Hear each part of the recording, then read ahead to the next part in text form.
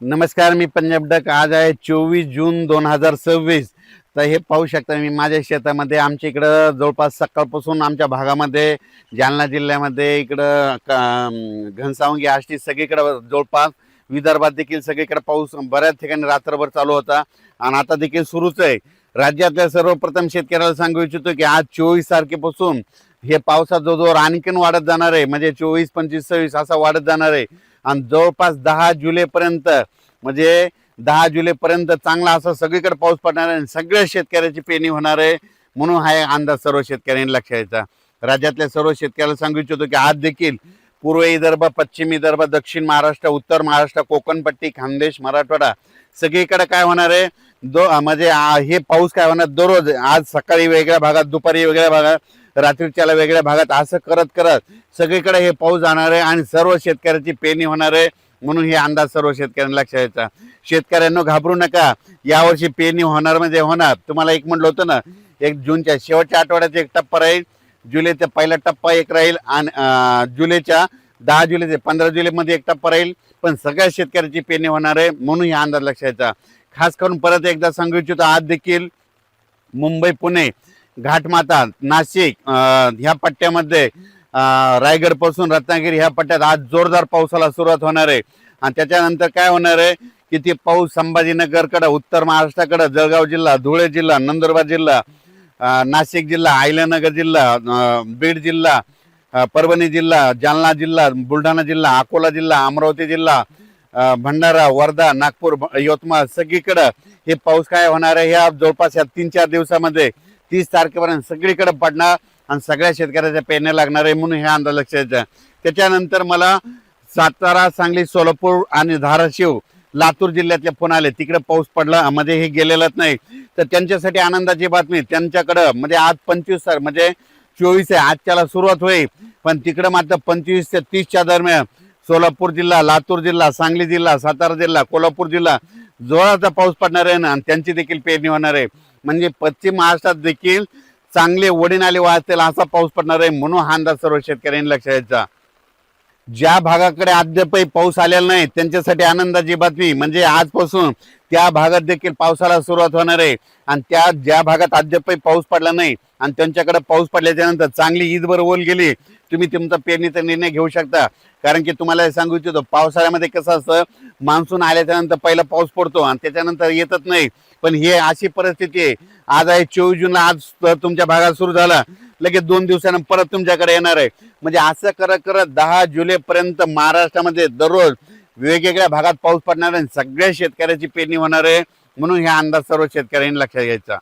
आणि बऱ्याच शेतकऱ्याचे फोन आले की यावर्षी आमचे पाळीव प्राणी आहे, पशुधन आहे, तर त्याबद्दल तळ्यामध्ये पाणी येणार आहे का. त्या जे जे छोटे छोटे तळे, तर तुम्हाला एक उदाहरण सांगतो. धारूरच्या घाटामध्ये खाली एक तळ आलेलं आहे, जे पादर तलाव आहे. त्या शेतकऱ्याला सांगू इच्छितो की जुलैच्या पहिल्या आठवड्यामध्ये एक चांगला मोठा पाऊस येणार आहे आणि त्या तळ्यामध्ये आवक येणार आहे.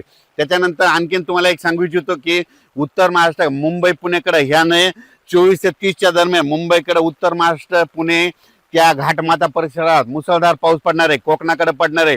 त्याच्यामुळे काय होणार आहे, पुण्याकडे खूप पाऊस पडल्यामुळे उजनी धरणात देखील त्या नदीला पाणी येणार आहे, त्याच्यात देखील थोडी थोडी आवक यायला सुरुवात होणार आहे. उत्तर महाराष्ट्राकडे पाऊस पडणार आहे, त्याच्यामुळं इकडे निळवंडे धरण, संगमनेरचे 2-4 छोटे छोटे धरणे, त्याच्यात देखील थोडी थोडी आवक येणार आहे म्हणून हा अंदाज लक्षात घ्यायचा. पण मी म्हणलो होतं ना, यावर्षी जूनमध्ये थोडा पाऊस कमी राहील, जुलैमध्ये जास्त राहणार, ऑगस्टला 2 पाऊस मोठे पडणार आणि सप्टेंबर, ऑक्टोबरमध्ये मात्र परतीचा पाऊस जास्त पडणार आहे म्हणून हा अंदाज लक्षात घ्यायचा. 13 नोव्हेंबरला थंडी येणार आहे म्हणून हे देखील अंदाज लक्षात घ्यायचा. 2-3 नोव्हेंबरला एकदा पाऊस येईल आणि 13 नोव्हेंबरला थंडी येणार आहे, हे देखील दीर्घ अंदाज लक्षात घ्यायचा. तसंच जुलैमध्ये देखील काय होणार आहे की जुलैच्या मध्ये 2 जुलै ते 20 जुलैच्या दरम्यान काय काय ठिकाणी अतिवृष्टी होईल म्हणून हे देखील अंदाज लक्षात घ्यायचा. सगळीकडे होणार नाही, पण काय होणार आहे, एक लो प्रेशरचं रूपांतर चक्रीवादळात होईल आणि ते चक्रीवादळ महाराष्ट्राच्या दिशेने येईल. त्याच्यामुळे काय होणार आहे, जुलैमध्ये देखील अतिवृष्टी होणार आहे म्हणून हे अंदाज लक्षात घ्यायचा. आणि तुम्हाला एक आता एक सगळ्यात महत्त्वाचं, हे जे 15-20 दिवस जे पाऊस लांबला होता, 10 दिवस लांबला होता, त्याचं खरं कारण सांगतो. काय झालं, हे जे म्हणत होते ना एल निनो वगैरे काही नसतं, तुम्हाला सांगू इच्छितो. पाऊस सुरू झाला महाराष्ट्रात, मान्सून आल्याच्या नंतर सगळ्यात महत्त्वाचं हे कारण आहे बघा, तुम्हाला सांगतो.